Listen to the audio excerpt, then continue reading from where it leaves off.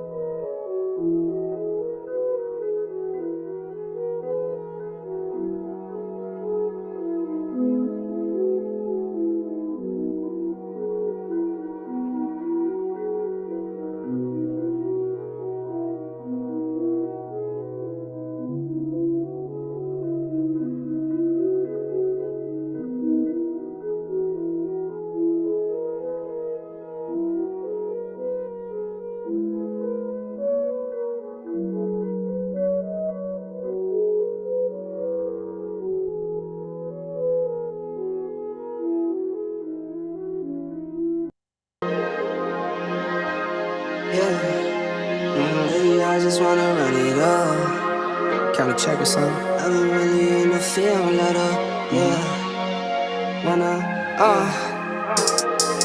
I've been really in the field, let her rush, I let her feel. Lately, I just wanna run it up. Don't need no deals, I make the deal. Have to take it to a meal. Lately, I just wanna run it up. Yeah. Kind of check or something.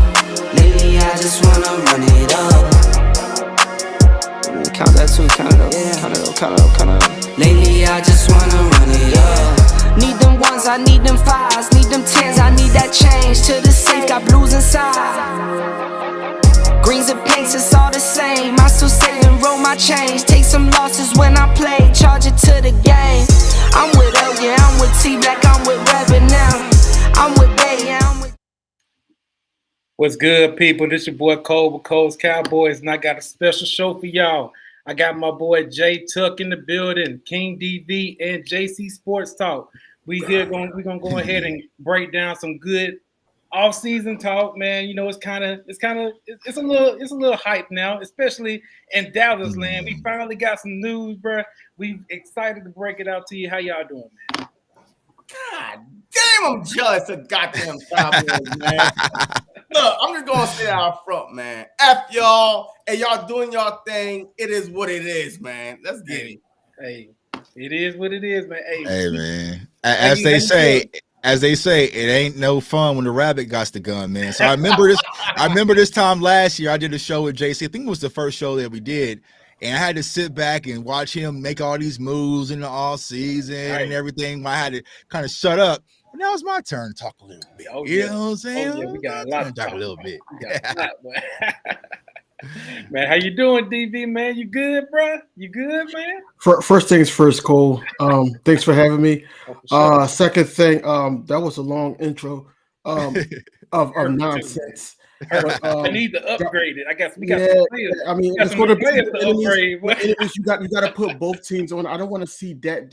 I don't want to see that. Oh, good, man. Hey, look, home field advantage, man. Home field advantage, man. So, you know what I'm saying? Because last show we had, y'all was double teaming me a little bit. I brought some reinforcements this time, man. All right. I can get on my boy Jack, man. We're going to have a good one today, boy. Hey, so check this out. I'm going to start, y'all the guests, you know what I'm saying? Even though y'all the enemies and whatnot.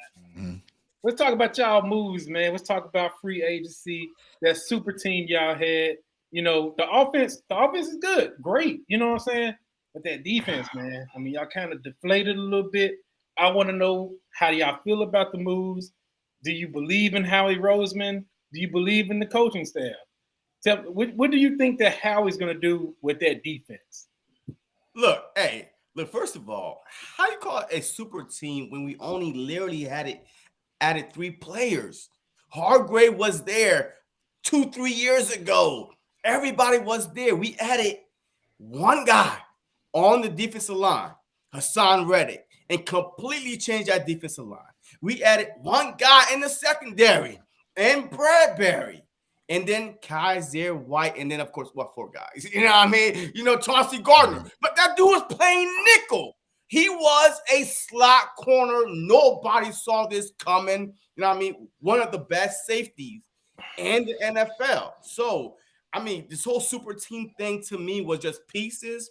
One piece is there, one piece is there. We wasn't like one piece away from being a super team. Yo, we had to make the right move and trust in the guys that we went out and got.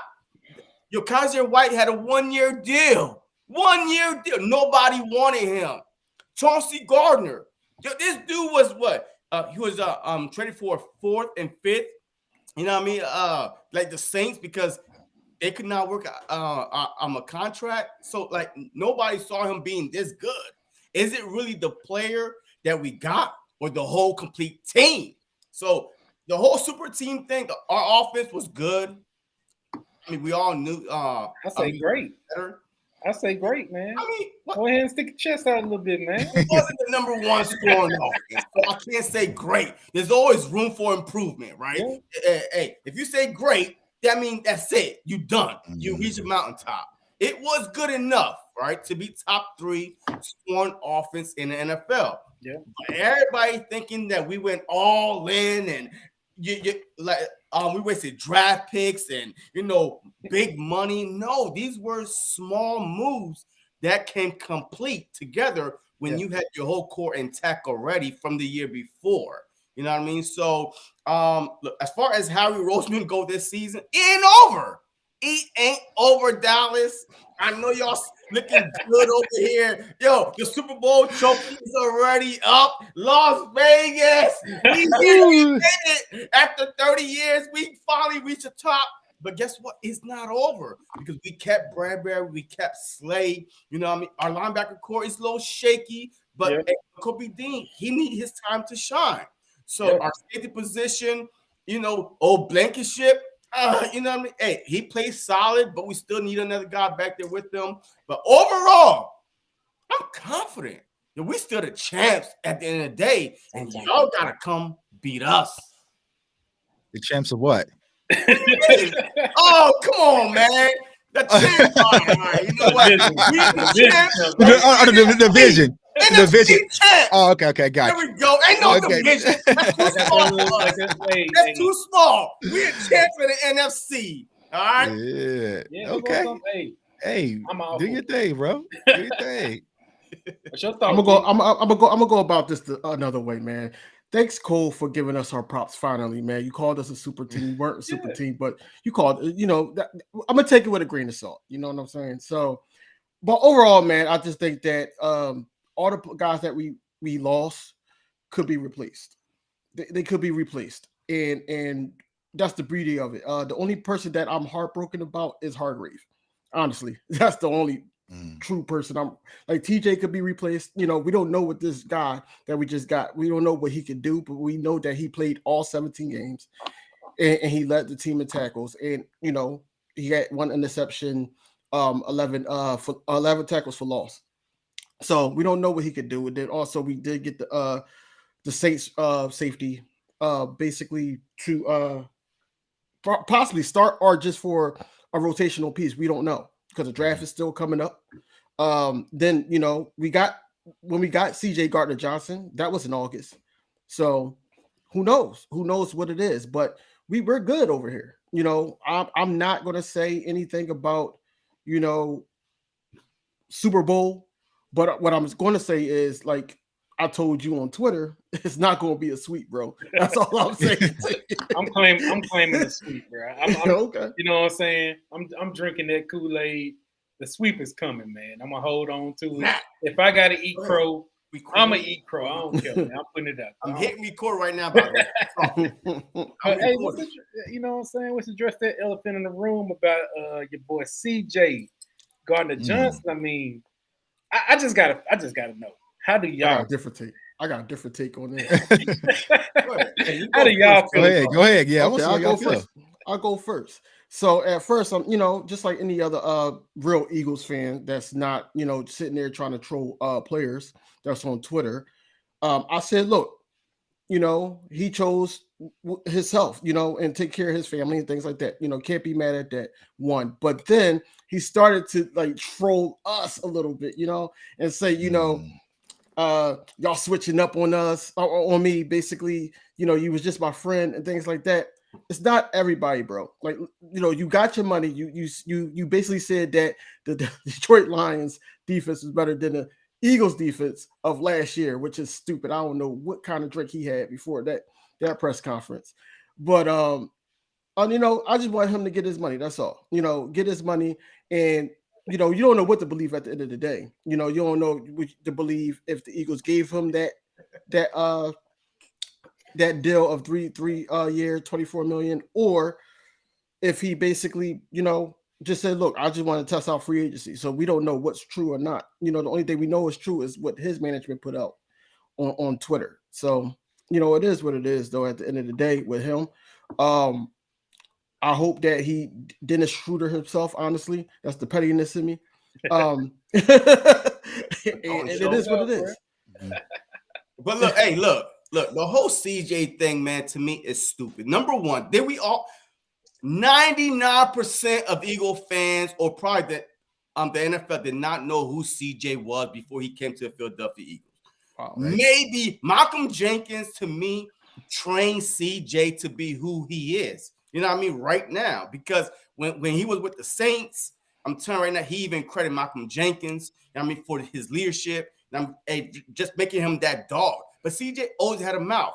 But to change from slot corner, nickel corner to safety and become one of the best, was it you or was the system that you played in? So to me, it's a combination. The Philadelphia Eagle offensive, the defensive front, 70-something sacks, third time in NFL history. Yo, it's over 100 years old. Third time this ever happened. So, of course, when your front is getting pressured, it's easy for you to ball hog, right? We know damn well about that. Byron Maxwell catfish us. Byron Maxwell was one of the best corners with Seattle, right? The Legion of Boom, Sherman, Wagner, all them boys, Thomas. He came to the Philadelphia Eagles, looked like ass. Why? The system changed, the scheme changed. Yep. So Gardner, to me, he was a good fit, a nice, aggressive, shit-talking piece. But we didn't know he was going to be this good. Nobody knew. Nobody knew. I don't care what y'all say. Nobody knew that he was going to be this good and demand top safety money. Yes, we wanted him to stay. Of course, we developed him basically as safety. So let me ask you this, JC, because you remember when we did the show this time last year, right? Yeah. And you remember the flack that I got because who did I pick to win the division last year? The Philadelphia Eagles. I picked y'all. Do you remember why I picked y'all to win the division? The moves that we made on defense. Nah, there was another reason. Because when has there been a repeat back-to-back winner in the NFC East? Yeah. All right, so you take that into consideration. There hasn't been a repeat champion in the NFC East, right? When is the last time someone who has went to the Super Bowl and lost has returned the next year? You lost 7 players on your defense, right? No. And you said, or what, 6? No. 6 total, 7? Yeah, I think 6? 5. 5. Let's say 5. All right. I mean, 5. Hey, people try for the coaches in there. I mean, that's cool. Yeah. Okay. So you lost 5 and also defensive coordinator, right? So you believe, and actually you missed the first wave of free agency. The draft class and the positions that you guys need isn't the strongest class. So you mean to tell me, as a Philadelphia Eagles fan, that none of you guys are concerned about the next year the Eagles stand where you guys currently stand? Well, wait, are you talking about offense or defense or like? I'm talking about the team as a whole. Team as a whole, right. Yeah, team as a whole. Well, the team as a whole, OC, no, hell no. I'm not worried about that because you know what? Yeah. Our quarterback coach is closer to Jalen Hurts than But you lost your coordinator though too, didn't you? Lost your coordinator. You lost your coordinator as well, didn't you? Yeah, offensive coordinator. But our quarterback coach elevated to offensive coordinator, and he was the one and Jalen Hurts ears, you know, throughout the week. You know what I mean? Our OC, yeah, you know, he can't put the plan, put the game plan together. But your OC Steichen, that's going to change. That's the mastermind who came from the Chargers, who's worked with Justin Herbert and transformed Jalen Hurts, and also was from his time in the Colts, you know, going back to the Colts as of right now. So you don't think that's concerning losing your OC, your DC, 5 defensive players? Well, the OC first, no. Okay. No, there's no concern in my mind because Nick Sirianni is out of it, right? So Nick Sirianni said, "Hey, look, I'm okay with just being the coach, so I'm gonna let him do his thing." But the thing that y'all missing is this. Brian Johnson is close with Jalen Hurts. That Okay. they talk all the time. They go together, they go over the game plan day in and day out. So that's how close he is with Jalen Hurts. So that's why we always saying, just elevate the quarterback coach to OC, and we'll be good. The offense might have, might have a little wrinkle in there because Shane Steichen. I'm pretty sure we're not going to see the exact same offense, but as a whole, I'm not concerned at all. Just like y'all not going to be concerned about Kellen Moore, and Mike McCarthy taking over. Because all I've been reading from y'all is, thank God Kellen Moore is gone. But before Kellen Moore took over, he made Dak Prescott. He made him start airing it out. He made Dak earn that contract that he currently has. But nobody is saying anything about that. But they weren't about to. Has Brian Johnson been a player caller before? College. He hasn't been a play caller in the NFL before. Nah. He's been successful though in college, but not in the NFL. But he had time. He had time to work under the past couple of years. As a matter of fact, longer than that under Shane Steichen, Nick Sirianni. So I think our offense is good. As far as the defensive side, my only thing is I have to wait and see what the side is going to do. Like, what kind of scheme is he going to run? Is he going to have the right players? Is Howie Roseman going to draft the guys he wants? Look, free agency is not over yet. Hey, Bobby Wagner is still out there. Y'all in sweepstakes too? Okay. Look, on your face, because y'all know if the Philadelphia Eagles get Bobby Wagner and then go into the draft, knock it out in the safety position. Guess what? We're back. Like, we are still one of the top defense in the NFL. We kept our slot corner, Maddox, Bradbury, Slay, you know what I mean? And Blankenship, don't sleep on Blankenship in our defensive front. We added a couple more pieces. Cox came back, was huge.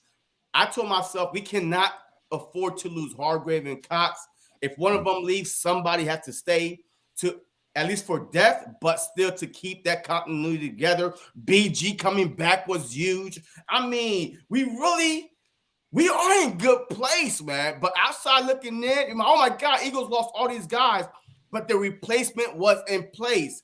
With Hargrave, Jordan Davis, he got to get on the field. First round pick, big body. Even y'all wanted Jordan Davis. Y'all was talking smack. Y'all was scared when the Eagles drafted Jordan Davis. Now is his time to shine.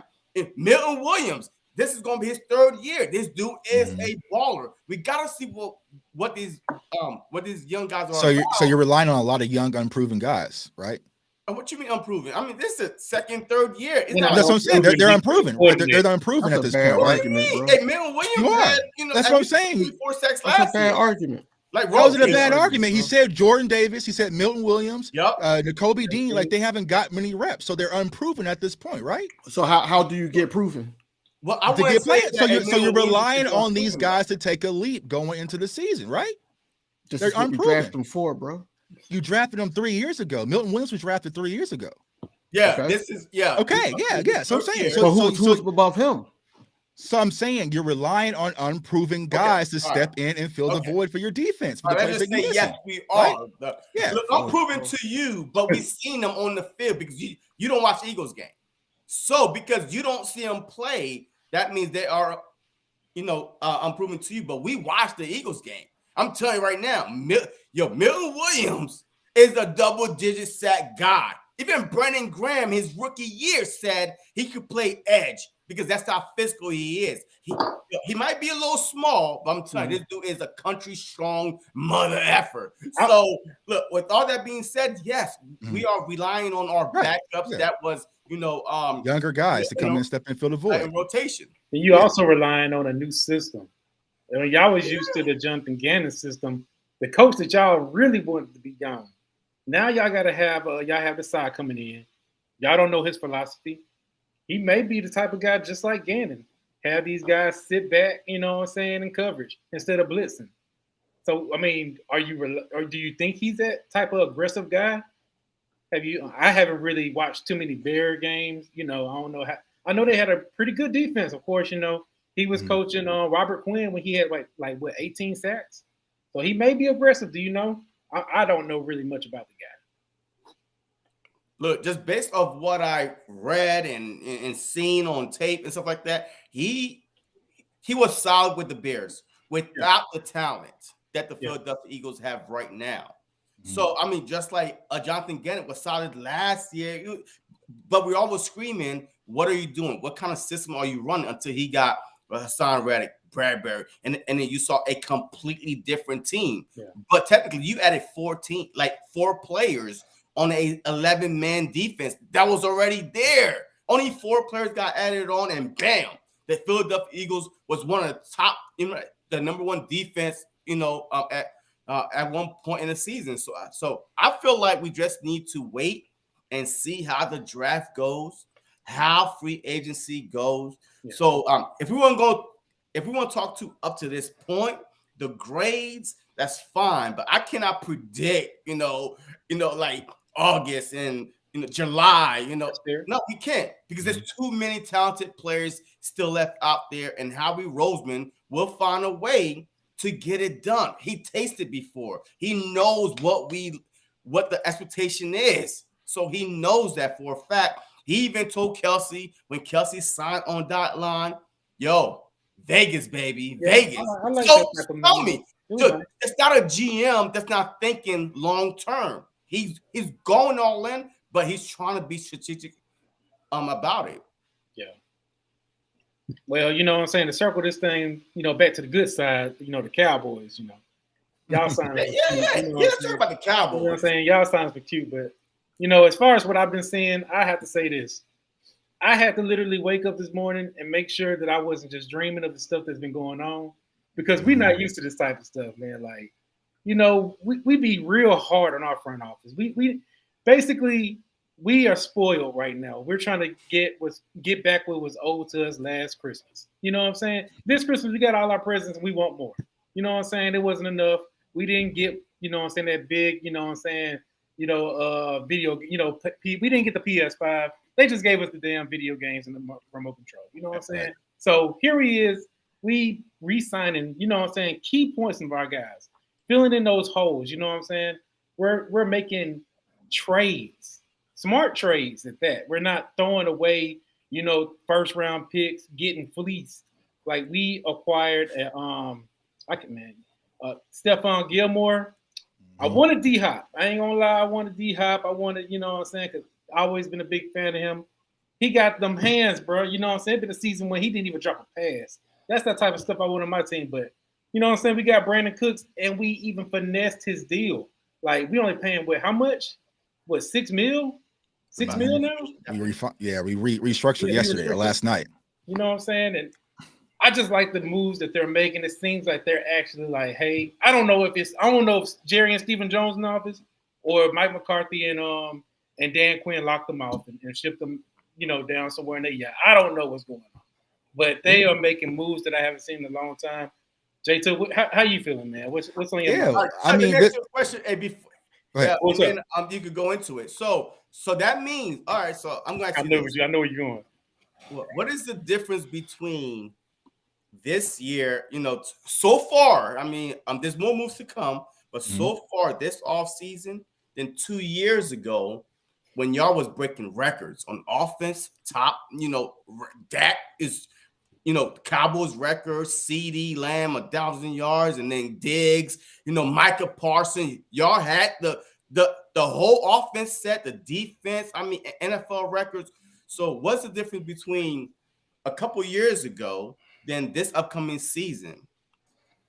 Because I feel like our team is going to be more balanced. And I think what happens, and not just Eagles fans, but just all NFL fans across the board, they let the numbers fool them. So from your perspective, you see these godly numbers, like the Cowboys got this top explosive offense, right? But what we was trying to explain, just from a scheme perspective, it didn't really click right. So think about it. What happened when we played y'all in that year? We put up damn near 90 points total. You know what I'm saying? So that's a huge boost from our offensive performance. So you look at the stat sheet where we rank in scoring, it's like, oh yeah, the Cowboys got the highest scoring offense, but they don't understand that was versus Philly in 2 games. You had Atlanta, and I forgot another game that was kind of a blowout game, but in the real games, when you go to Washington, I think it's like it's like Washington or something like that. So it's like, but then when you play versus the Raiders or Kansas City or teams like Buffalo, like the better teams, hell, the Broncos, right? The offense didn't look like it should. So I think that's the difference. When it comes to Mike McCarthy, what we're thinking is, we hope, knock on wood, that just from philosophy standpoint, we should be more efficient. You might not see the godly numbers, but you might not see the same mistakes that we saw last year. Because I see people in the chat talking about Dak's interceptions. There was a lot of times where Dak's interceptions was on the offensive coordinator. Go to the San Francisco game, right? It was 2nd and 1. Well, why are we going 5 wide in the red zone? Like, stuff like that just didn't make sense. So I feel like from Cowboys' perspective, going to Mike McCarthy's West Coast, simplifying the offense, it's just going to help our offense be more efficient, but you might not see the godly numbers. So that's the main difference from 2021 to this offseason. So wait, do you think is a whole different offense because y'all wasn't running a West Coast offense? So won't that take time to come together, or you expect to take off from the jump? Nah, I think it's not going to be a huge shift in philosophies, right? So what I did last year, I made a whole video about the Kellen Moore scheme. A lot of people, because you guys know football, the West Coast, but there was never a scheme when it came to the Cowboys offense. You can't tell us what our offense was, and we watch every game, and I couldn't tell you, right? So that's where I kind of came up with the whole no identity offense that Kellen Moore brought from Boise. So that's why you would see one game the Cowboys is like a running team.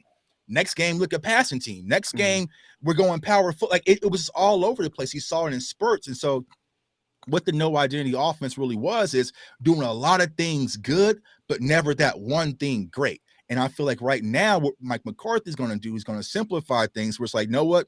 This is going to be our identity. This is going to be our game plan. This is what we're going to come out and execute versus just calling some Madden plays and just kind of hoping they work from week to week. So that's going to be the main difference. So I don't think it's going to be a huge learning curve because honestly, I feel like Mike McCarthy's offense is going to be simplified from a scheme perspective than what we saw last few years under Kellen Moore.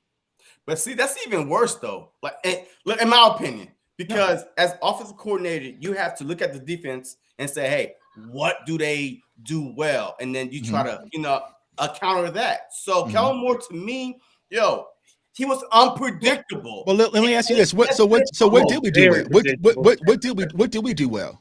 From just like Eagles fans, you watching the Cowboys? Y'all threw the ball very well. Honest truth, and from behind though. You know what I mean? So y'all threw the ball. You saw that Christmas Eve. It wasn't no behind on Christmas Eve. Come on, man. Come on. So you won twice, 10 points. Come on, man. What are you talking about? Dak like to start. He got Bruce Banner syndrome, man. Once Dak gets down, you know what I'm saying? That's when he really wakes up. Yep. But so you say, King DV, you think we was a passing team last year? Like, what's the thing you think the Cowboys did best last year? See, last year I think y'all was more of run. And y'all balanced out Pollard and Zeke pretty well. That's one thing that I said to him. Say that again. Yeah, and so that what it was during the Cooper Rush phase, right? Because that's right. We got really basic. We leaned on the run game with Cooper Rush, and we had Tony Pollard and Zeke going crazy. Dak comes back, and then it kind of just went all over the place. So when I say from a simplified perspective, and I see in the chat, right, you're not going to see these stop routes. Our offense is very predictable. Like there was points, and I even dropped a video on it showing where Dak was going to throw the ball and when he was going to throw it. Now, this is just little ass me in Kansas City picking up on this. Could imagine what defensive coordinators. So every time it was 3rd and down and we were backed up in our own territory, more than likely they was going to run a route to the stick. So it makes it predictable to jump those routes. When it comes to the West Coast offense, you're going to get a lot of routes where people are moving in motion and, saying like mesh concepts, crossers, and different things like that to make that be more unpredictable. But also from the scheme perspective with our wide receivers, it's just going to be simplified. You're not going to have these option routes where I got to beat my man, my corner, but also read the defense. And maybe I should curl, but maybe I should bend it. I don't know a little bit. So I'm just going to do a little bit of this. Like they're going to simplify in that capacity. So I don't think that's going to really be a huge learning curve for any of our offensive players, to be honest with you. I hope not. So, yeah. I mean, and my thing about the whole Mike McCarthy calling plays, I'm trying to understand. Didn't Mike McCarthy win a Super Bowl calling plays for Green Bay Packers? I mean, I just want to know. That's a serious question. Hey, Cole. The dude got hired just based on I have learned from watching other young coaches from analytics. How the hell are you going to bring that up? He fronting it. He lied to kick it, man. He lied. We all lie in job interviews, man. You know what I'm saying? We all like, hey, you know how to do Excel? Yeah. I got Excel on my resume, man. Basically. He don't lie and said, I learned from analytics. Cole, man, you had this argument, bro. Yeah, we did. You had this argument, bro. Which West Coast is it?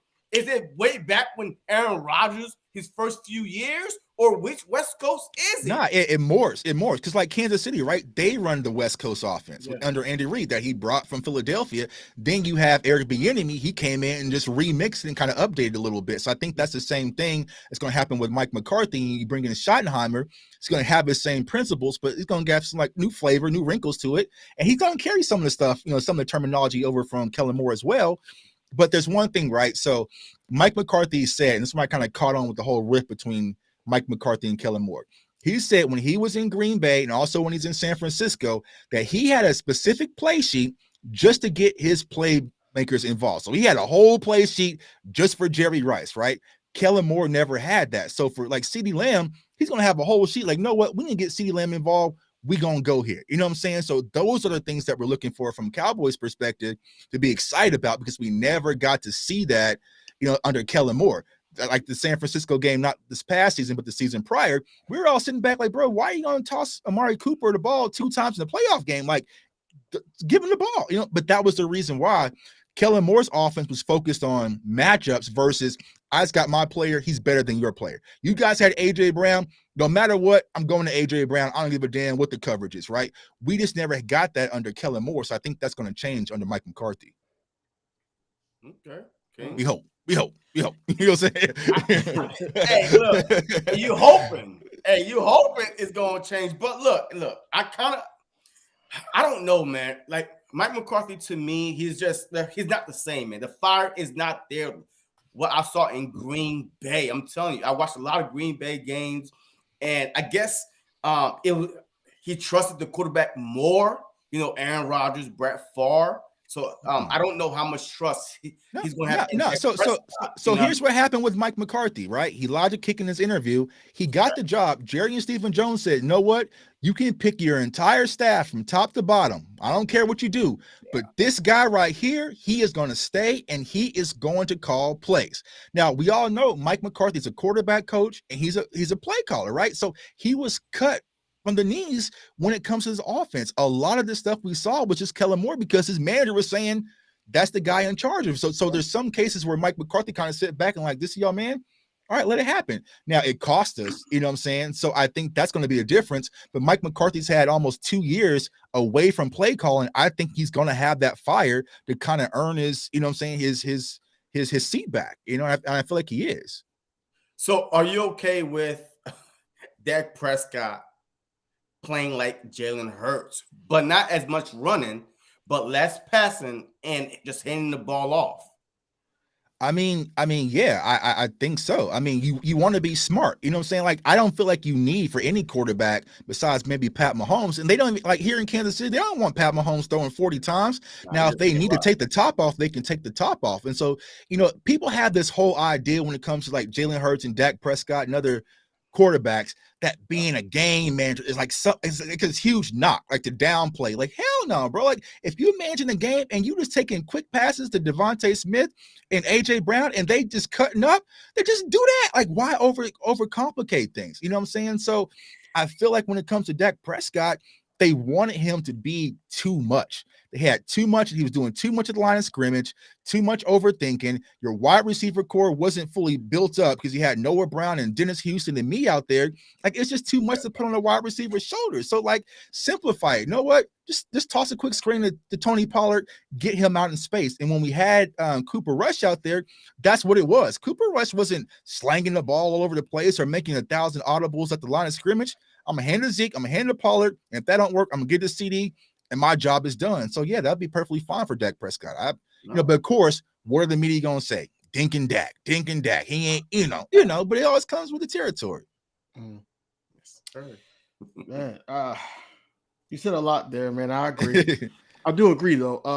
I think that Dak needed to have that more simplified for him offense because of the mistakes he was doing. I'm not going to say all of interceptions were mistakes on him, but you know, he needs to, you know, get back to the type of football that he was when he first got here.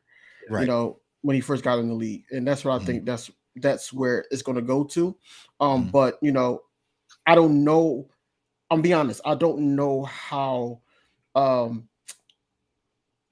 simple Mike McCarthy can make it at this point. You know, he did have Aaron Rodgers back then, and you know, me and Cole had this argument on Twitter.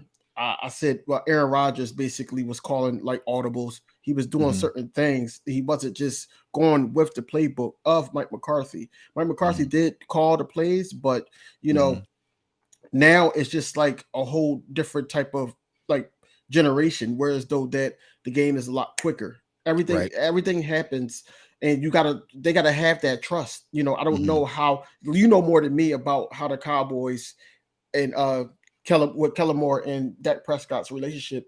You know how they clicked. We don't really, from the outside looking in, we don't really know how them two clicked. Yeah, that's a huge question mark. Because like you guys were saying with Johnson and Hurts, like there's that connection, right? It was Kellen Moore and Dak Prescott that had that connection. Every time you saw maybe an interception or a touchdown, who do you see talking to Dak Prescott? It was Kellen Moore. And now me, from the Cowboys fan, I'm just like, nah, head coach, quarterback guru, Brett Favre, Joe Montana, Aaron Rodgers. I want to see you talking to the quarterback, not Kellen Moore. So that's the one thing we really got to keep the eye on is the relationship. So, you know, it might waver a little bit, but I don't think it is. I don't think Dak's that type of quarterback that's going to have that sense of pride where it's going to be like, I'm going to buck the system. Because if he is, he should have been bucking it the last 2 to 3 years. You know what I'm saying? So don't start bucking now on me, fam, because we're going to have some problems. But it's like now, you know what I'm saying? I just want to see what that relationship looks like. A quick thing, I got a super chat from my guy, Nick, if y'all don't mind if I read it. My guy, Nick, appreciate you, man. What's good, Tuck? Keep up the dope content. Ask these boys if they think Diggs and Gilmore or Slay and Bradbury are the better going into the next year. Good That's question. what I was waiting on. I was waiting for that question. No, they're not better than them, man. They're not better than Slay and Bradbury. They're not. They're not. Going off of the stats of last year, they're not. They're not. I'm sorry. They've been getting cooked though, man. Who? Slay and Bradbury. They've been getting cooked. Bro. No. Like, tell me you don't watch football. Right? Tell me that you don't watch Eagles football. You're talking about Slay. I mean, they probably were locking down like those lower tier teams. But are you serious? They were in the top 2 shutdown corners in the league last year. So stop. Maybe one game against the Bears. Look, as a matter of fact, Slay got cooked against the Bears. He gave a touchdown in the Super Bowl. Yeah, 3rd and 30. Who's that 3rd and 30 on? Slay was on that route. Wait, hold, stop. That 3rd and 30 was a miscommunication. Okay, with who? But you know, secondary. But we can't excuse. We had Blankenship back there, the rookie that came in. Blankenship was responsible for that guy. It wasn't Bradbury. So I'm sorry, it wasn't Bradbury or Slay. It was Blankenship. I'm telling you, when they all talked about it, they said it was a miscommunication because that rookie ain't no DB. Tuck, 3rd and 30. You playing man on 3rd and 30, ain't no DB is going to hold the wide receiver all the way for 30 yards. Right. I mean, hey, you let him go. It's 30 yards. You trust the people behind you. So how you going to blame that on one guy? It's a miscommunication. He was young. He's a rookie. I mean, but Slay did hold him. He was in that picture. Oh, I think he realized the ball.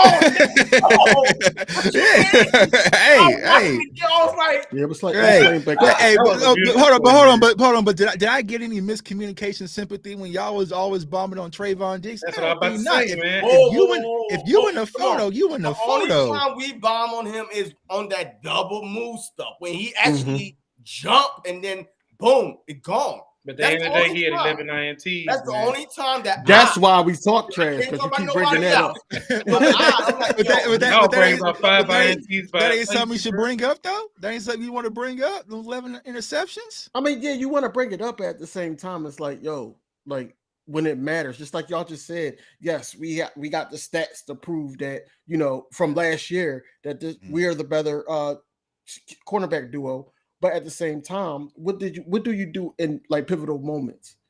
And that's where I'm getting at. Like, you know, Diggs didn't really do too much. Y'all moments. Yeah, he did, bro. You remember what he did last year versus when that wasn't passing the season before, right? Yeah, 11 we talking about year last versus season. New England. I mean, he was locking up over there. Like, I don't remember watching a game like Diggs cost us. Like, Diggs ain't. No, I'm not saying he cost us. No. Yeah, I mean, nobody threw. I'm not talking about costing y'all. Yeah, I'm saying like they stopped throwing his way. There was a reason for that. You know what I'm saying? So they started trying. So what happens? So what happens when guys stop throwing Slay away? It was hitting Bradbury's. Hey, I know what you're talking about. Yeah, and Bradbury was a better cornerback because they was touching him. And then what happened? I'm not even going to cap on that one. Your Bradbury this past season was better than Slay. Yeah, the numbers prove it. Everything prove it. So your number one corner, y'all feel is Slay. I mean Bradbury over Slay. What? Just what 1A, 1B. Because 1B for us. Look, I'm going to tell you this: it's 1A, 1B, right? But if you want me to choose, just based on age, on you know what I mean, I'm going to pick Bradbury. I'm sorry, I'm going to pick Bradbury. He's the more physical corner. He has been on the number one wide receiver more than Slay. I mean, it sounds funny now, but I'm telling you. So Bradbury only had to be in a system that he liked. Remember, with Carolina Panthers, that's why the Giants threw the bag at him. This dude was a Pro Bowl corner. I mean, he was that dude. And then he went to the Giants and everything fell apart. Everything, you know what I mean? So, and then he came back to the Eagles and then all of a sudden all pro. So I'm telling you, he's a physical corner. He's not, like Slay is more finesse. Like Slay is more like, okay. The technician, right? I'm going back up on, He's more the technician. Yeah. But so to me, Bradbury is more physical. He's not afraid to get his own. But the way the game is called now, it's kind of tough. You know what I mean?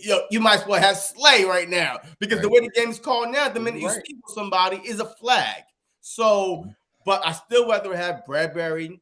If you want me to choose Bradbury Slay because of the age difference, I'm going to go with Bradbury. And Bradbury was actually guarding the bigger, stronger receivers at the time, which was the number one receivers. Slay, I'm questioned because we do play the Miami Dolphins this season, and Tyreek Hill, man, and I know he cooked everybody, but man, we gotta try to contain him, man. He going man, that was a damn pothole. Stop it, King. Wait. I say he tripped against his heel. So y'all struggle with speed, huh? Underthrown. The ball was underthrown. I saw that over and over. The ball was underthrown, and Slade tripped him back up, freaking Tyreek Hill, and then that's how he ended up, pulling up. So don't tell me that y'all didn't see that. Okay. Oh, come on, man. I don't know. I don't know if I can rock with y'all on this idea that Bradbury's better than Slay. I just really. Nah, I'm taking Slay, bro. Because when I saw y'all Eagles fans acting up, I was trying to recruit Slay. You know what I'm saying? Before we got Gilbert, because I like Slay. I feel like he's more. For 3 years. Well, I'm a Slay fan, so I'm a ride.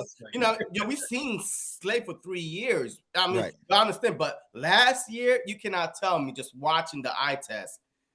Well, I mean, like I said, I didn't catch every game, but I know from the games that I saw, we were attacking Bradbury. Got another super chat, man. Salute to my guy, One-Handed Bandit says, hell no, Bradbury is not better than Slade. Bradbury gets destroyed by CD every year. Yeah, I mean, CD got ownership when it comes to Bradbury, bro. Like, when did he destroy? Wait a minute, with the Giants?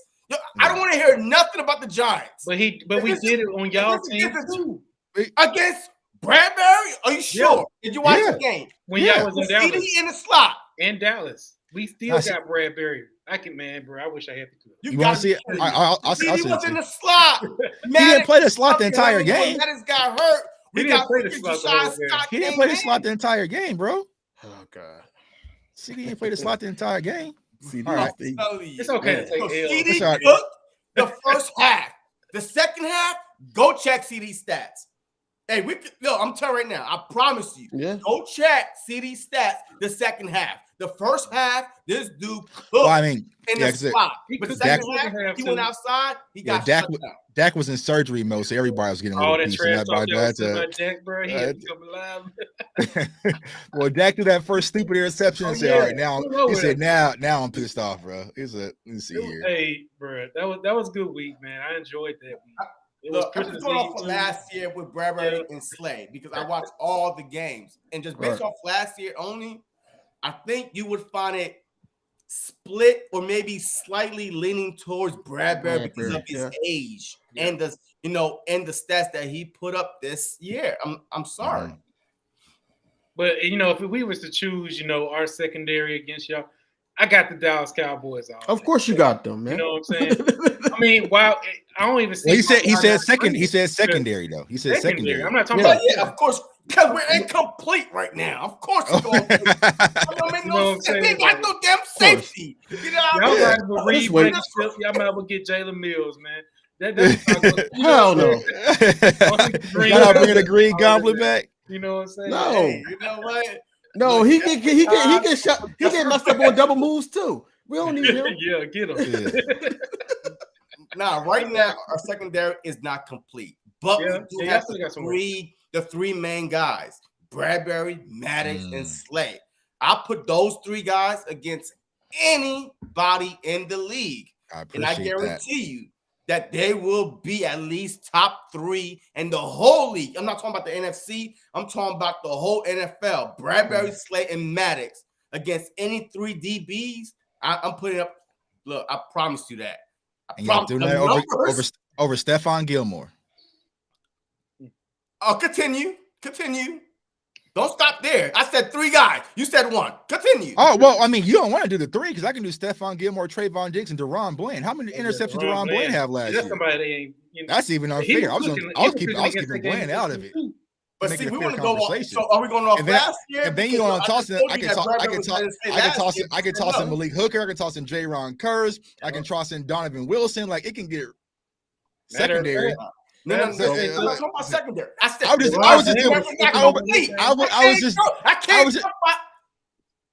just doing duo. We're not complete yet. So, but we kept the 3 main guys. That's all I said. We kept the 3 main guys: Bradbury, Slay, and Maddox, and then we could build off of that. Hey, we could just plug in a couple linebackers and safety. But I mean, the whole secondary, I can't speak for it yet. Have y'all looked at the safety class this draft? I have. I mean, look, it's. I like the safety class better last year, but I'm gonna tell you this though. Up front, that's where you win the game. Is in the trenches.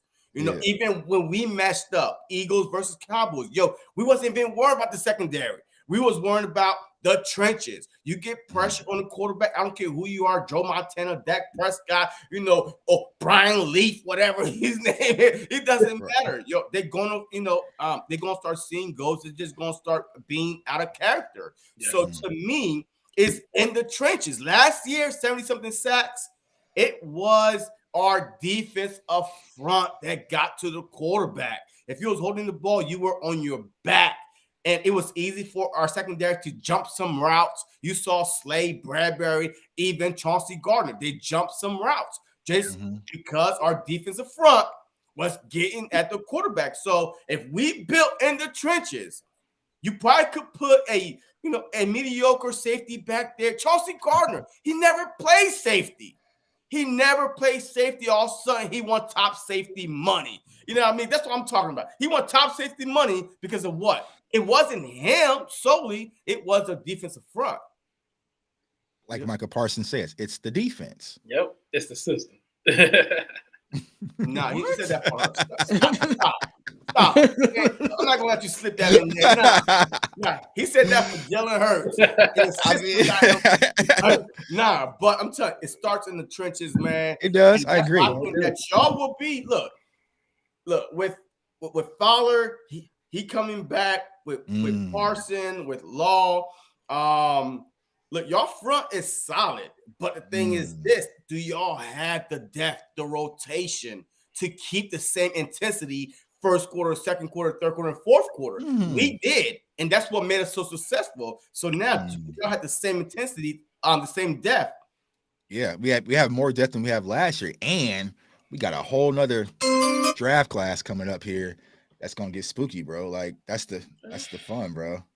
You know what I'm saying? A whole nother draft class coming in to load the clip, and we already covered our bases in free agency. This is different. Hashtag no excuses. That's all I'm saying. I'm gonna use the same. I'm gonna use the same one y'all use. I'm using the same one y'all use. What? Wait, what y'all gonna use? Same one y'all use. Blame. What y'all do? Y'all blame your coordinator. What? Let's see. Oh, that's the only person. Dannon gotta go. Even our players, Chauncey Gardner came out and said, "Hey, you should put us in that position." Watching that Super Bowl, I did not recognize that defense. So, but when we say Eagles game, I was at 4 Eagles game, including the playoffs. But when we say that about our offensive coordinator, y'all said that's excuses, right? Yeah. Wait, what do you mean? When we kind of blame our offensive coordinator for the issues going on in Dallas, interceptions. That's not your offensive coordinator throwing it; it's your quarterback. Nah. The half those picks wasn't even Dak's fault. Y'all right. So if I throw you or you throw me the ball, it bounces off my chest and then DV intercepts it. Whose fault is that? Bro, we both know we're not talking about the regular season. So I'm just saying. I get what you're saying, which is true. Right. Which is true. Okay. But I still made it to the playoffs. And what happened? All y'all was like, we won a playoff game. What did Dak? He didn't. He did not come up small. He came up small in the second game. What did he do in the first game versus Tom Brady on the road? He won that game. But what did he do? But what did he do that game? He tore him up. He ate him up. He won that game. So he don't get no credit for that game. We just skipped that one. That's the game they had us being one and done. Are we about one game and that's I'm just saying when you say he didn't do anything in the playoffs, you gotta tell story about first game, right? My bad. Yeah. There you go. He whooped Tom Brady candy ass, but he ain't. But the second game though, y'all know what happened. So was that the offensive coordinator? Was that the receiver? Was that the quarterback? I mean, it's all blame to go around. I would say the offensive coordinator and the quarterback can't throw the ball. Yeah, it's a little bit of mixture of everything. Yeah, but hey, like you said, we ain't gonna get into that. Yeah, you know that. You know what I'm saying? We're gonna focus on the future. Let's talk about this. We're not yelling, Joe. We're not yelling. We cool. Man. That's how I talk, man. You know what I mean? Joe always say that. He ain't even brought him the Batman mask this time, man. You know? I ain't sitting on nothing. That's for Batman for me, bro. Yeah. Hey, how did the Eagles choke? Like people just be saying anything. How did the Eagles choke in the Super Bowl and we only lost by 3? Nah, we did. Y'all kind of did. You blew up a 10-point lead. That was up by 10 points. We didn't choke. Look, we gave up 2 10-point. Like to me, that's unacceptable. And both times, I was like, it's not over. I know Andy Reid. I love the dude still today. I mean, I had mixed feelings when we lost the Super Bowl because I love Andy Reid. He did a lot of stuff with Philadelphia with less talent. But because we was that dominant in early 2000s with less offensive talent. So, but we did choke 2, not 1, but 2 10-point lead. And I got to blame that on Jonathan Gannon. And now you blame it on Jonathan Gannon. Even the players was blaming it on Jonathan Gannon because he did not put him in position to succeed at all. The fact when your boss, Howie Roseman, actually tell you like, nah, bro, you got an interview in Arizona, like stay here. We about to catch this flight. You already know. Like you already know. In Arizona. Everybody knew. You're like, man, it was over. They shifted stuff to Arizona. He didn't even have to go back to business. Yeah, I think you got to put that as a little choke job. The Super Bowl choke job for him. You know, because you mentioned historical defense got 0 sacks because they was at the parade all around here, had shirts with zeros on. What does zeros mean? That was the look. Hold up. The Eagles was built off their front, their defensive front. If you on ice, how the hell are you going to get to the quarterback? Teams played the same team. Had 4 or 5 sacks. Nobody even brought up the field, Cole. Nobody brought up the field. Ice. What are you talking about, bro? Ice. Bro, hold on. No. Bro, because Pat Mahomes is over there screaming in pain on one leg. I don't hear nothing about no ice. Did he get surgery? Man, after the season. I don't know, but he was I hopping. don't want to. No, he did not. It was an ankle sprain. That parade healed him, man. He got that. So we all know. Hey, you play football, right? Yeah. We all know there's different types of ankle sprain. You know what I mean? Right. He didn't need surgery for ankle sprain. Grades of ankle sprain. This dude probably had maybe one of the lowest one. He came back the same game. How many times he was hopping on with the ankle sprain, with the high ankle sprain, come back the same game? No, but he had it weeks prior, bro. He was playing like the game that he came back in. What game was that? He actually got hurt. The Bengals. Yeah, versus Bengals. Like he came back the same game. He was on one leg. He was jumping on one leg. We all staying on one leg. I mean, we all had. I twisted my ankle plenty of times. I still was able to play, but limp at the same time. But guess what? It wasn't like, hanging by a thread, all the same. So he didn't need any surgery. I'm just asking why couldn't y'all get to a quarterback on one leg? Was it the ice? Because we were come on. The ice in Arizona? I hate using excuses, man. I hate using excuses. But the Philadelphia Eagles defense all year long was their front was getting to the I said it from the jump. And they did. We rely on our front getting to the quarterback, and that's why we're so aggressive in the back end. And it didn't happen, right?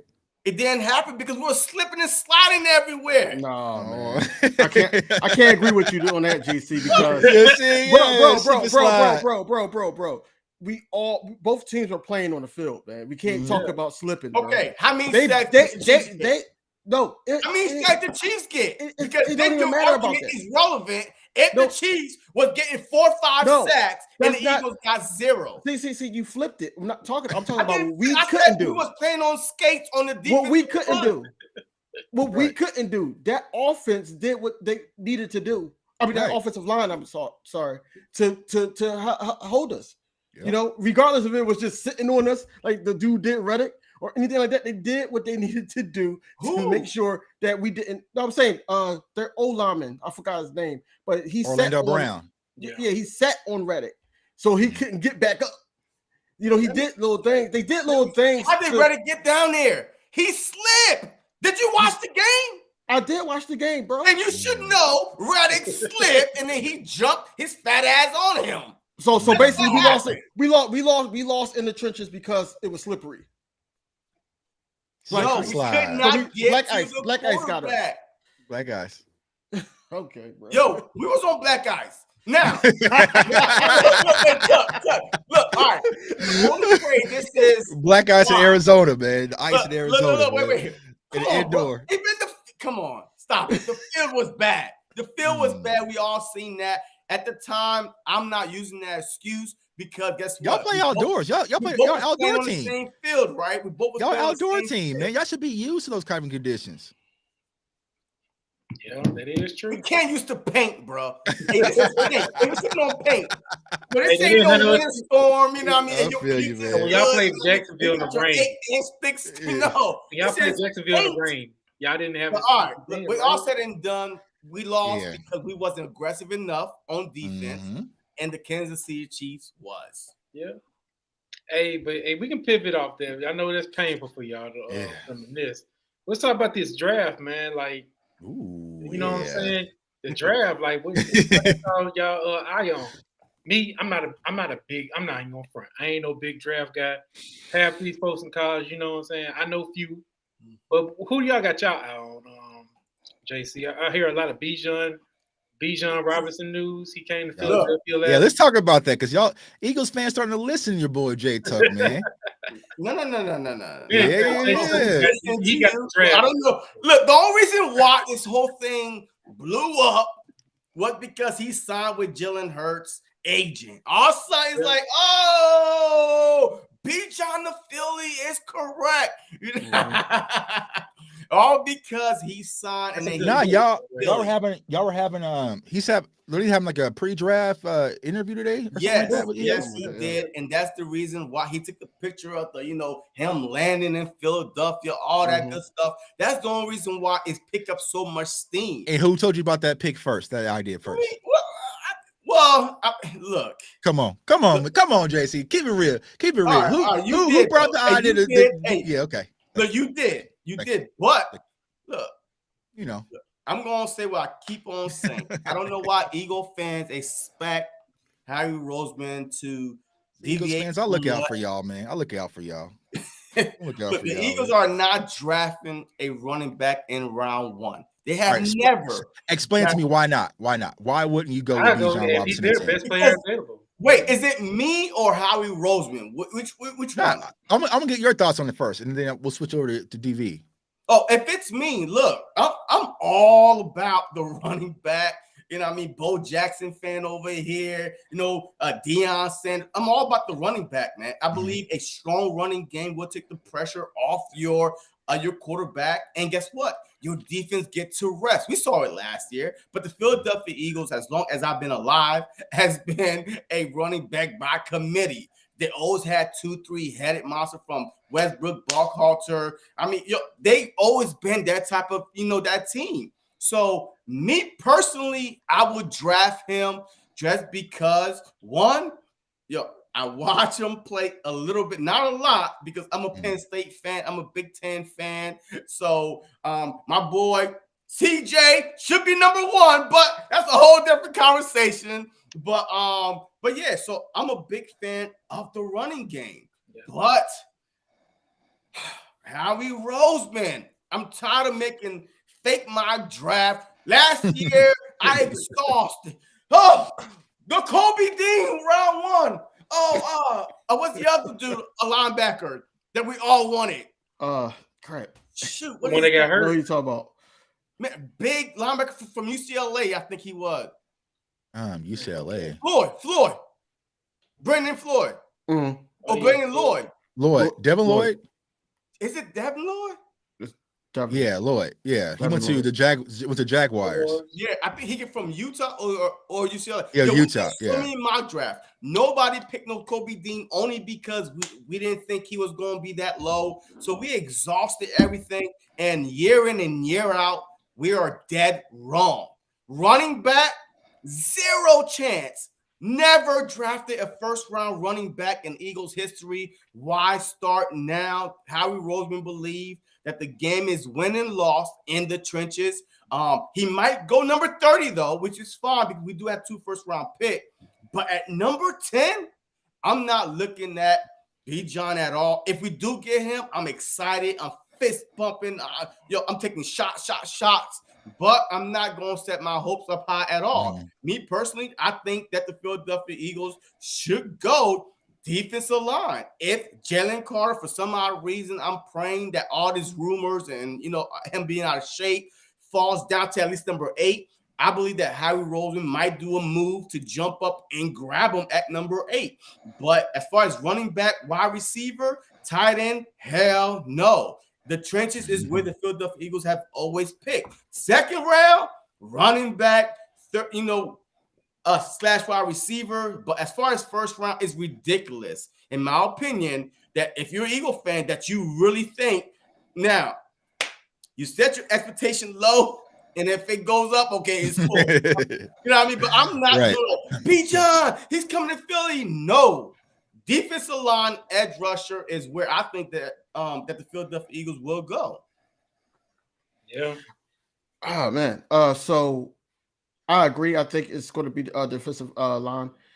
And I also think, or if Jalen Carter is not there and is not really a decent defensive tackle or so forth that we weren't looking at, me personally, I would go safety. I would try to get Brian Branch. I would try to get him. If not, then I will go the running back route. You got to at this point because, like, I know they got a lot of trust in Kenneth Gainwell, but like I said, he cannot be a starter in this league, man. Whereas though behind this line, this offensive line, especially because we got Kelsey for 1 year, and then who knows, Lane Johnson is getting up there in age. You want to get a running back on this team, but we don't know how he's going to pull. I mean, look at that last year. He set up there and traded for AJ Brown, so we don't know what he's going to do in this draft yet. Man, I'm just excited to see what he's going to do. But I would go defensive tackle. I would do defense all in the first round if it was up to me. So see, here, also, here's why. Also, real quick. Look, all season long, I've been here from Eagle fan. Anybody can run behind this offensive line. I'm a big Miles Sanders fan. You know what I mean? I'm like, yo, rooting for him. I got his jersey, everything. You was like, no, don't pay him nothing. Let him go. Anybody could run behind this Eagles offensive line. And now all of a sudden, we want to pick a running back top 10. To me, makes no sense. But here's a game changer. I know this was about to say, but go ahead. Yeah. So here's why I say, you guys, I don't want you to. I mean, I don't want y'all to go. I don't want y'all to go to Bijan. I hope y'all go safety because I feel like y'all gonna brick at safety or corner if y'all go that route. But when it comes to Bijan Robinson, he's the most game changer in aspects, probably weapon, wide receivers or running back in the draft, right? So you can get him at 10. 10 is a free pick that you got for old boy who just left y'all for Detroit. So you're able to get a playmaker at the running back position. But here's what I've been trying to explain to Eagles fans. If you buy a brand new truck, if I bought a brand new truck and I paid $80,000 for it, got a brand new paint job, I'm not coming to help you move your stuff, JC. And what do I mean by that? If I pay Jalen Hurts $50 million a year contract because she's going to get that deal done, I'm not running Jalen Hurts into the ground and letting him take on that punishment. So why not keep the run game intact? You got a young running back who's a weapon. Then you can sprinkle in the RPO just a little bit with Jalen Hurts, but you're not going to run him like you did the past few years because he's invested way too much at him. So you could go Bijan Robinson, get your game-changing running back, move on from Miles Sanders as you guys already did, and keep the running game intact. So that way you're not doing a running game by committee. You know what I'm saying? Now, like I said, for the safety position, y'all mentioned Brian Branch. Brian Branch, he's more of just a slot corner. You know what I'm saying? So it's like, you know what I'm saying? But I know a lot of Eagles fans been talking about, safety or cornerback. That's where I'm hoping y'all aim for. So I feel like y'all can really brick at both of those positions because this class is paper thin at that position. But I was like, for Bijan, for a free pick that I got from trading for a player that I no longer have on my roster, I even go with a game changer of that magnitude, or like you said, how he might have a trick up his sleeve and he might move that pick for another veteran player. But that's what I would do. So yeah, but at the I don't want y'all to do it. I don't want y'all to do it. Go safety. Go safety. The Philadelphia Eagles don't have a fourth or fifth this year. I can recall the last time we went without fourth or fifth. At the third round, we sitting on our, with our thumb up, or hey, you know what? Just waiting for the sixth round to come. I feel like that the Philadelphia Eagles will trade back. Now, if he happened to fall like on our laps, a trade back from 10 to 15.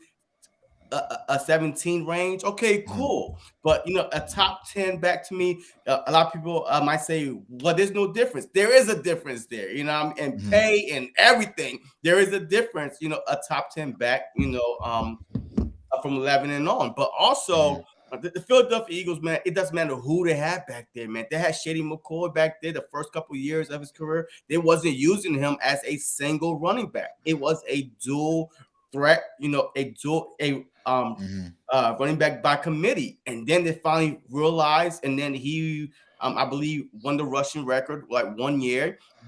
But besides that, we always been a team that relies on a running back, by committee. Y'all, on the other hand, y'all had one guy, beat him to the ground. Man, run. We have never been like that. Right. So even with Andy Reid was a pass-heavy dude. We always screaming, run the ball. To me, it makes no sense unless the Eagles, and then to have Gainwell there, and now just trying to sprinkle him in once in a while makes no sense. Right. You got to find out what you have in him, because next year he's up for a contract. I mean, are you going to let him go or stay? Right. So, I mean, a lot of stuff to me, I'm like, okay, this is not the Philadelphia Eagles. Stop trying to be someone you're not, because there's plenty of running backs in this draft that I believe. I do believe that Gibbs could be there, but he's the same type of running back at Gainwell to me. And you can line him up in slot, whatever. But to me, I'm looking at Zach, man, from UCLA. I'm not even going to try to butcher his name. Yeah, Charbonnet or Charbon. Big body back, man, 6 foot 214. I mean, he averaged more yards, believe it or not, than Bijan. You know what I mean?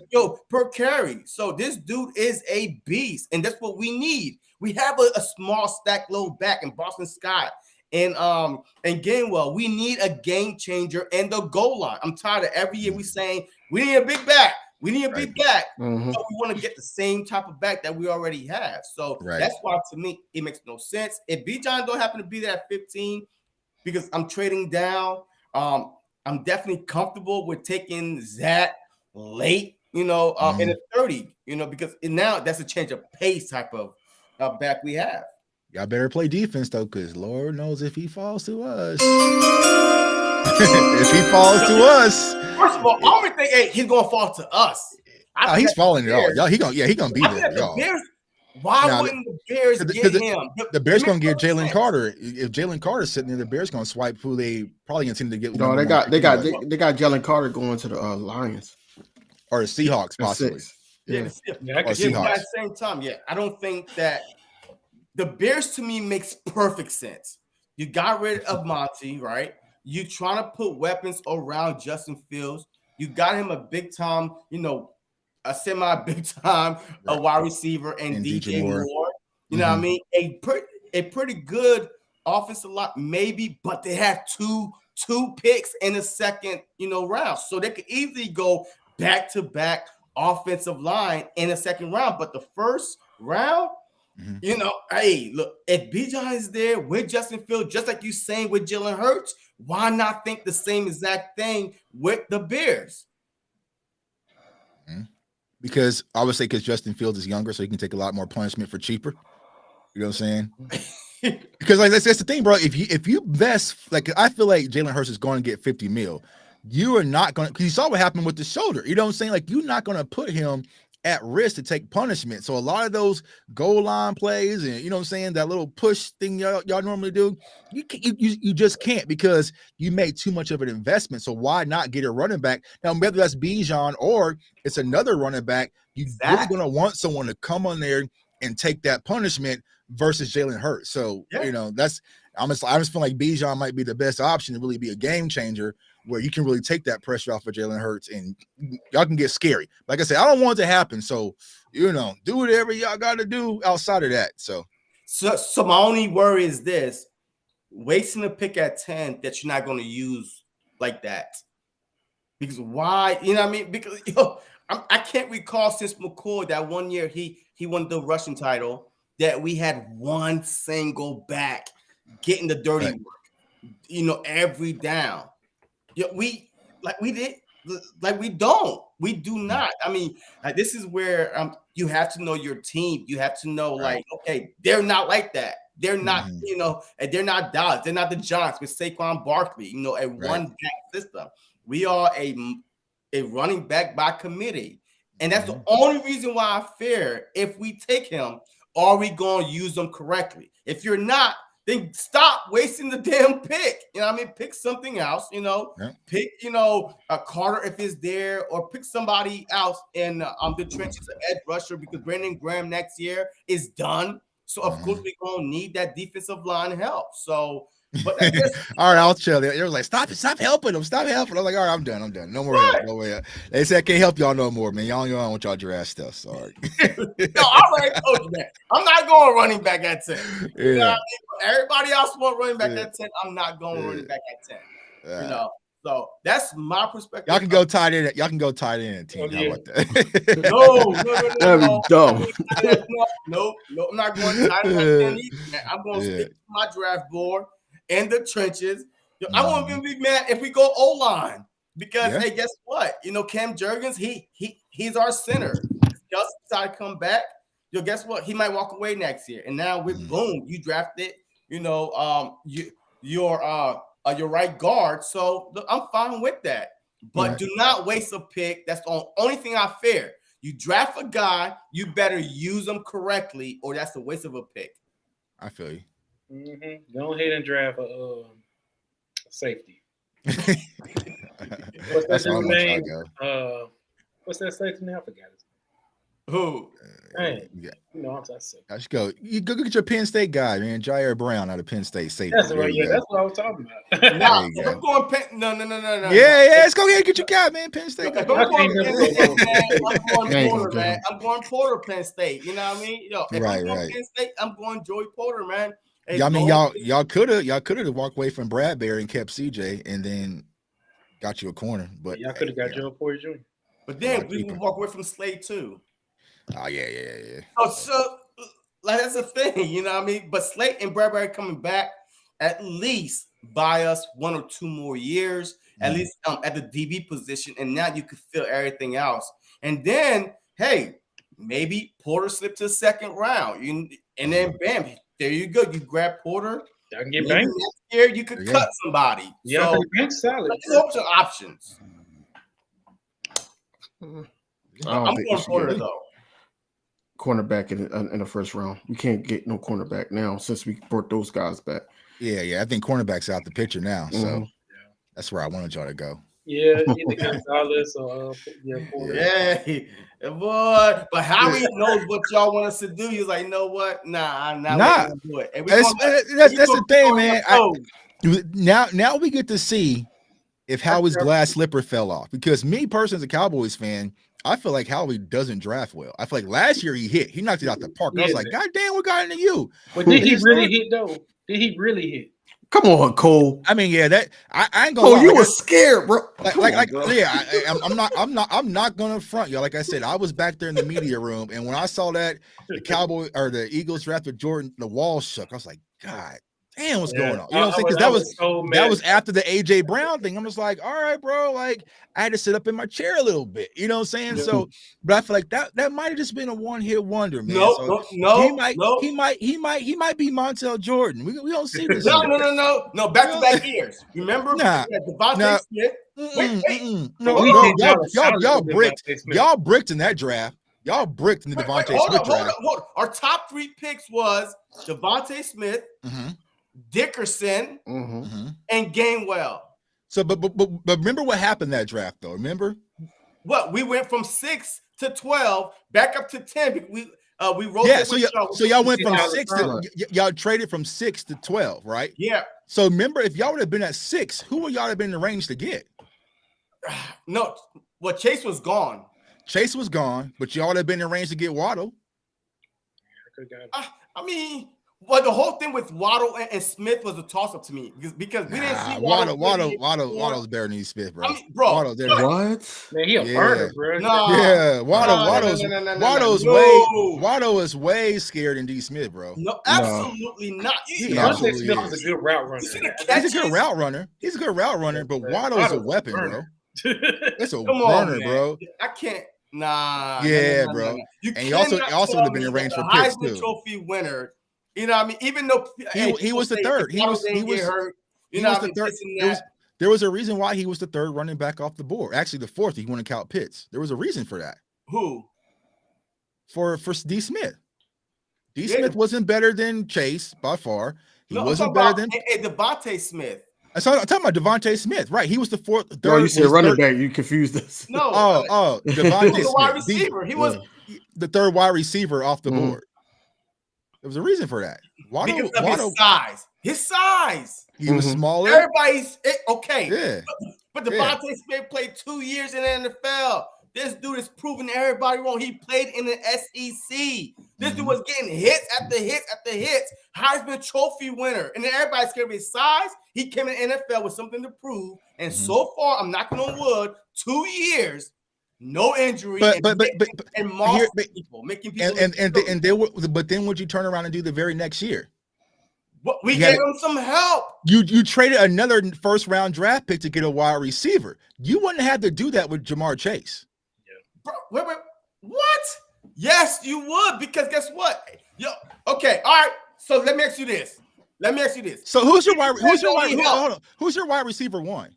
Wait, we have 2, but the thing is this. But look, the thing is that we have 2 now. AJ Brown is your wide receiver 1, bro. If y'all would have got Jamar Chase, do you think that y'all would still? Y'all wouldn't have to trade a number 1 round pick to go get AJ Brown if you would have had Jamar Chase?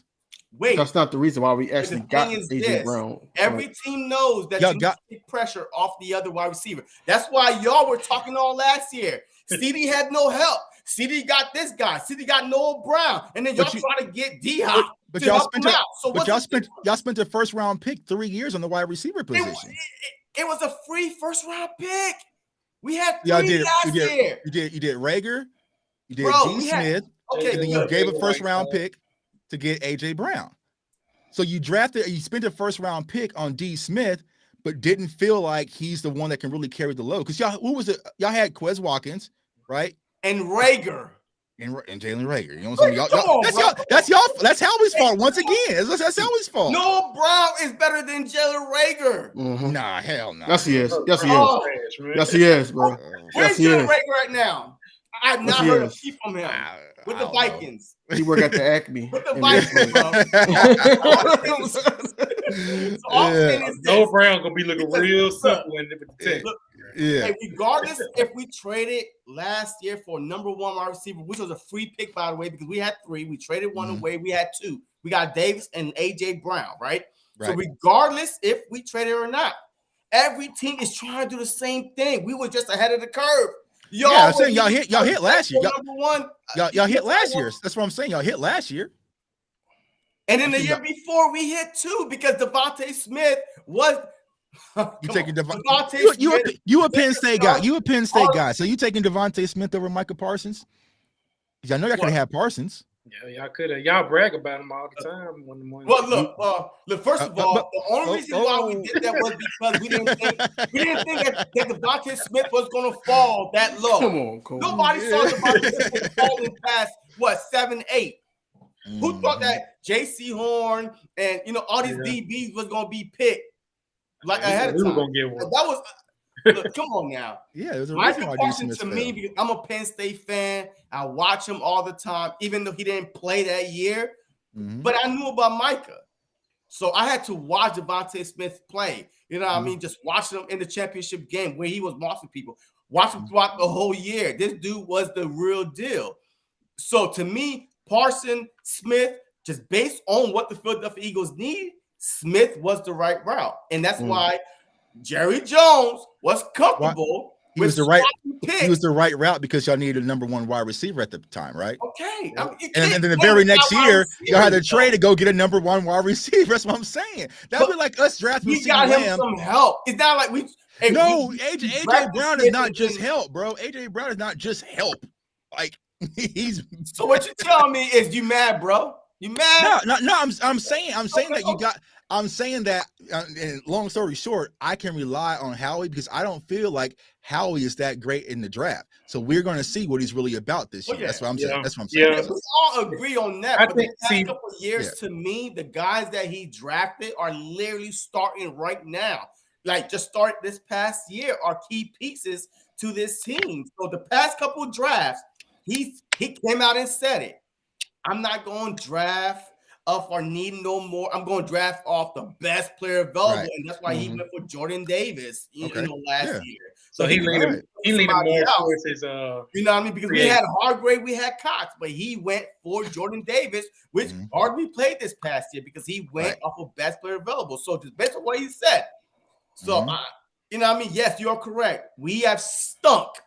Before 2 years, we stunk. We missed on our receivers. We, DBs. Miss on DBs, right? Yep, DBs, wide receivers, linebackers, even defensive end. You know what I mean? So we had some bad drafts. Yeah. So we'll see. We'll see. A couple ones. I can't hate on that. Yeah. Right. Y'all got to get younger because Fletcher Cox. Milton Williams is there. He's there already. That's what we'll say. We got this. Fletcher Cox up there with me, man. We went to school.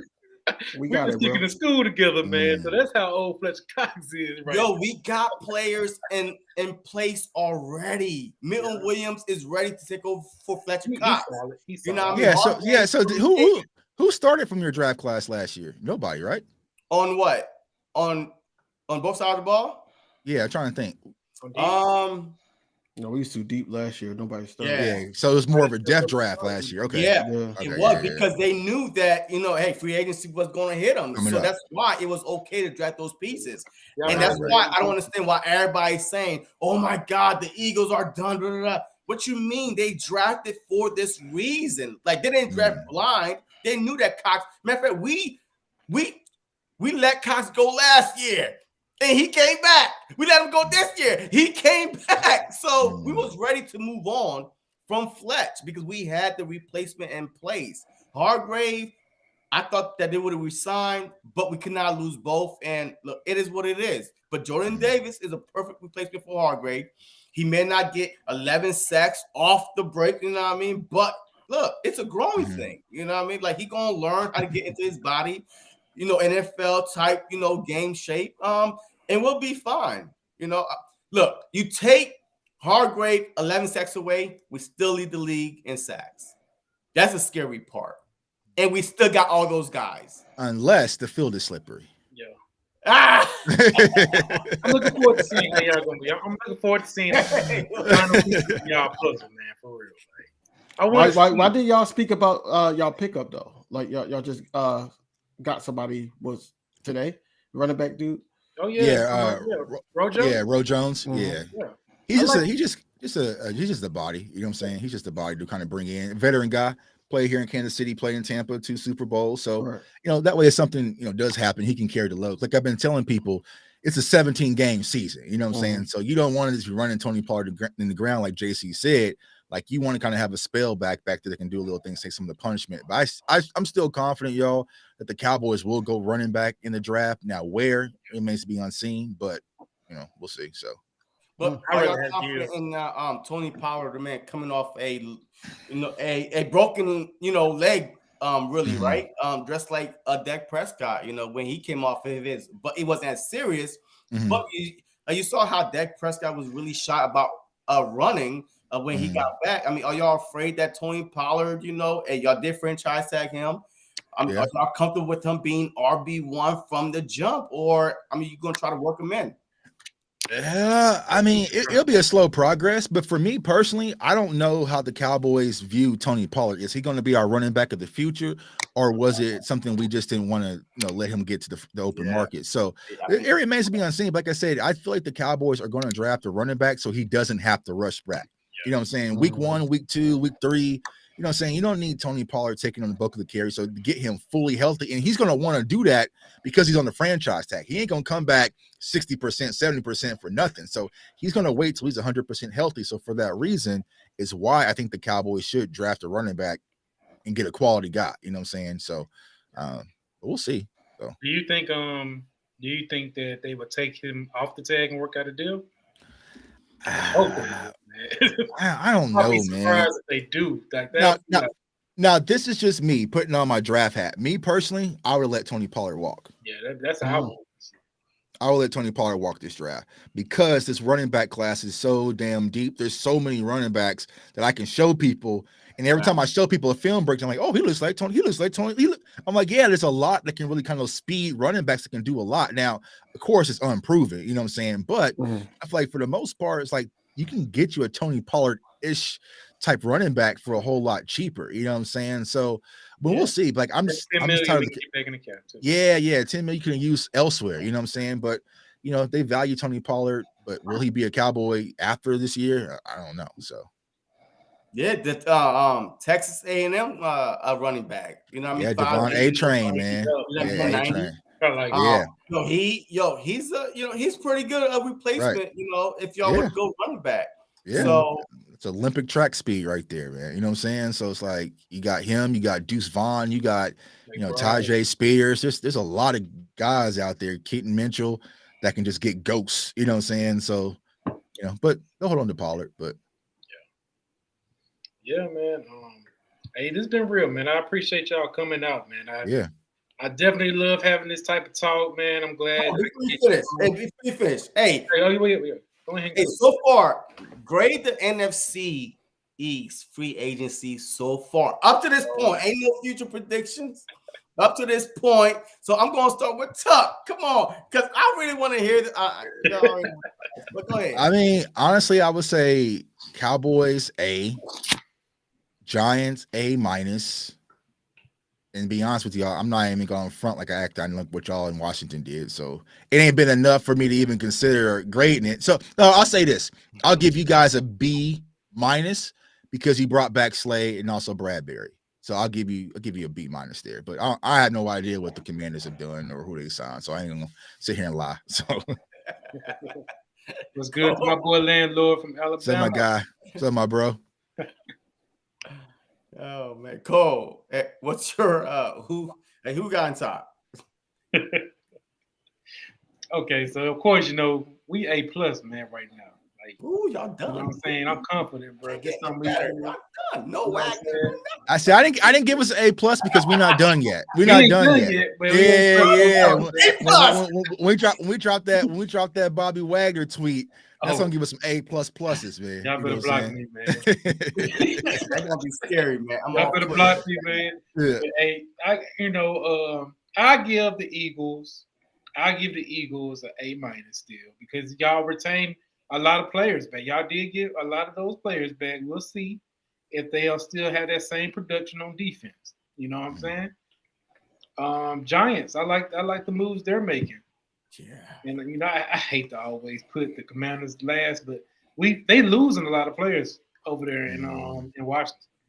So I haven't really seen too much, on that end. So we'll just have to see how they address the draft and the rest of free agency. Okay. So with us, I think that there's a lot more work to do, but I do give us an A. We did go out and not really answer, but we did address the positions that the safety, the nickel corner. We addressed all that. It's not household names, it's not big names, and then we don't even know how all this is going to be put together. So I do say it's an A, only because we still got the draft to look forward to, man, with expectations on what we think is going to happen. The Cowboys did a great job. I would say I would give them an A minus. I'll give them an A minus. Just like Tuck said, I don't think they're done. I think their sneaky ass is going to try to do something, and I'm waiting on it. The Giants, I give them a B plus because they did have their guys back, get their two guys back. They get Darren Waller, just because right. Josh McDaniels wasn't invited to the wedding. That's what the rumor is. And then Washington, I don't even know what's going on with the Commanders, honestly. Yeah. They feeling bad? Are you feeling bad? I have no idea. They just ain't doing that. Yeah. Look, I'm gonna go from first to last, man. Look, I'm gonna give the Cowboys a B plus right now because I feel like the amount a B plus. I mean, so what is he got us first, so I guess I'll take the B. I said right now because I think y'all still have some money left. Y'all do probably need to upgrade your linebacker core a little bit. Yeah, but if y'all do that, that's a 8 plus a home run because y'all retain a lot of players, but y'all signed some key players also. So definitely a B plus. There's nothing wrong with the B plus. I'm gonna give the Giants, man. The Giants a B, man. Yo, they did pretty darn good, Look, they went wide receiver heavy this off season, man. They got a couple bodies that was an upgrade from what they have. They did get Waller, if healthy. He's one of the top 3 tight ends, maybe top 5 tight ends in the NFL. And Daniel Jones and Barkley. They kept Barkley. They re-signed Daniel Jones. So they didn't get worse. The Philadelphia Eagles right now, in my opinion, I'm giving them a B minus only because we did lose Chauncey Gardner. I did not see that coming. I was ready to let Bradbury go, and then try to draft a DB. But we did lose Chauncey Gardner. To me, it's kind of hard to replace a safety, but at the same time, I feel like that if any team can replace one, is the Philadelphia Eagles, but you still lost a key piece. The linebackers, okay, I mean, there were some great story, White and Edwards, but I'm not going to shit on them. But they were pretty darn good. But losing Hargrave, but I was ready for Jordan Davis to come aboard. So that's why I said a B-. And then the Commanders, I give them a C. Because they kept Darren Payne. Congratulations. Right. And I think they signed a lineman from the Chiefs, the Super Bowl winning Chiefs. They signed a lineman there, this and that. And they got rid of freaking Heineke and Carson Wentz. So I guess that's an upgrade. Right, addition by subtraction. Right. Hey. So besides that, but yeah, I don't think nobody having 8 yet. But that's why I say up to this point, because the draft got to come along. There's still good players out there. Campbell is still out there. The Falcons Campbell, he's still out there, which I want the Philadelphia Eagles to go out and get. I feel like he'll be great in our rotation. But overall, man, I'm very happy the way the NFC East is actually trying to become even better than last year. So up to this point, it's a win, man. It's a win. And I think with our schedule, though, our schedule, you better be prepared. You better have some ammunition, some bullets. I'm playing some big boys, because next year's schedule is no joke. Y'all gotta come to Arrowhead. Ooh, you gotta come to Arrowhead. I'm telling you, we playing the whole AFC West, NFC West. And you don't know what you're gonna get. I think we play AFC East too, right? Or no? Yeah, I think so. We played but y'all playing with the Jets with Aaron Rodgers. So I think it's gonna be a lot tougher next year for sure. So you better not look. If you are weaker than you was this year, somebody ain't gonna make it. Somebody gonna make it. Hey, check this out though. I just saw on Twitter from 105.3 The Fan, G-Bag Nation. D-Hop was at Dak's house, man, on his field. Oh yeah, in the Dak yard, bro. You know what I'm saying? So when is enough? When is enough weapons? It's not, man. Stuff like that just don't happen, man. You know what I'm saying? Like, all gumbo, not good gumbo. That's all I'm saying. Yeah. Hey, y'all talking about being the West Coast type of team, and they don't have no 4 wide receivers on the West Coast now. I'm just saying, man. So I mean, we got enough. I don't know. We got cooks for pennies now, man. We got cooks, but I'm just talking. I don't believe. Right, I don't believe okay. So all I'm hearing is this: no excuses for Dak. That's all. I keep hearing the whole time. Is no excuse. I love it. Let's go. Dak don't need excuses, man. All right. Hey, I love it. Yeah. I appreciate y'all dropping by, man. Taking time out y'all busy schedules for us to have some good, barbershop talk. Hey, everybody, we got all networks on, but hey, share your Twitter, your handles, your YouTube page. Of course, for everybody that ain't following me, your boy, my name's Cole's Cowboys. I'll be around Twitter. Y'all can always hit my YouTube up, Cole's Cowboys. Give me a like and follow. Also, my boy JC Sports Talk, King DV, and of course Jtuck. Hey, I appreciate y'all coming. Share y'all pages, man. Share y'all.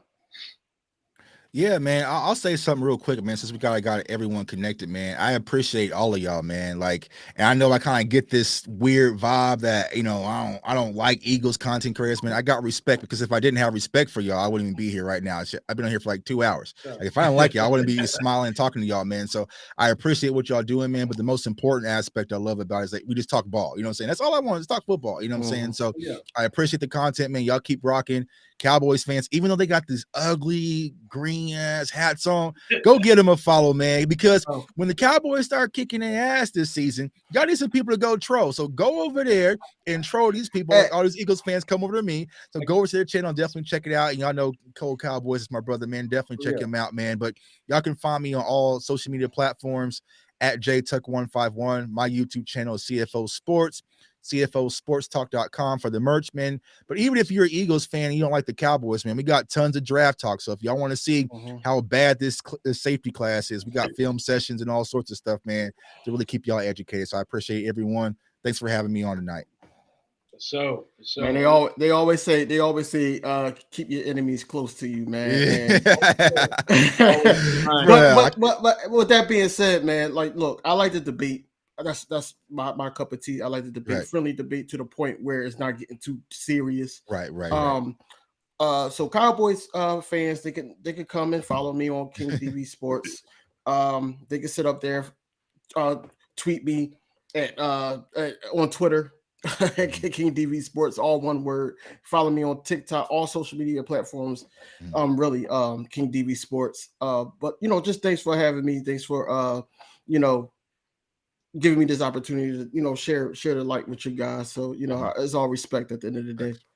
Yeah, man. Hey, look, I appreciate all y'all, man. Hey, my name is JC Sports Talk for a reason, man. I like to talk sports, man. You know what I mean? Like, look, we control each other when the time comes, man. Hey, when the game is there, But 9 times out of 10, I love to talk sports, man. I tweet out all type of content, man, all type of breaking news. It doesn't really matter to me. So if you want to follow me, go ahead. You know what I mean? And my YouTube channel is right there, JC Sports Talk. And then on Twitter, JC Sports Talk 20. I'm on there heavy only because I'm locked in a cage 24/7 at work. So, you know what I mean? And the only thing I could do is jump on the computer and tweet. So that's why I'm on there all the time. But I can't drop no content during the day. Right. But, you know what I mean? I'll be on Twitter, though. But that's all it is, man. But this has been a blast, man. A lot of draft talk, man. A lot of NFC East talk. I can't wait to do it again, man. The draft is about 37 days away. A lot of things could change, man. These mock draft, these mock boards, you're gonna see a billion of them. Right. But Jtuck, man, I do appreciate you, man. Hey, appreciate my guy. You constantly just dropping, tight ends, the knowledge of these draft talks and stuff like that. I know it's hard because it is hard. So I'm not gonna tell you that right now because I'm not I'm sitting there crunching the numbers and no, man, I love to watch these guys' highlights and stuff like that. But the guys that put the work in, the guys and women that put the work in, definitely, man. Hey, appreciate them, man. Hey, this thing is not easy, man. You're taking time away from your family, friends, and loved ones to try to give you out the knowledge. So if anything else, just follow us for that. That's all it is, man. So. Well, hey, thanks everybody for stopping by. We're gonna bring more content your way. This is the an NFT's Class Podcast episode 2. So we're gonna keep it going. Y'all be easy. Go Birds. You fly, Eagles fly.